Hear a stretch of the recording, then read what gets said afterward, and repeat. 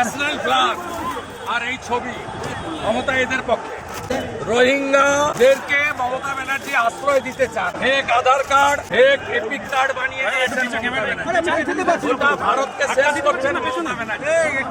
আমরা এখানে ইলেকশন বিজেপির 50 জন এমএলএ এসেছি আজকে। ভোটার তালিকা থেকে সমস্ত রোহিঙ্গা মুসলমানদের নাম বাদ দিতে হবে বিহারের মতো। বিহারে যদি 30 লাখ বেরোয়, এখানে 90 লক্ষ বেরোবে।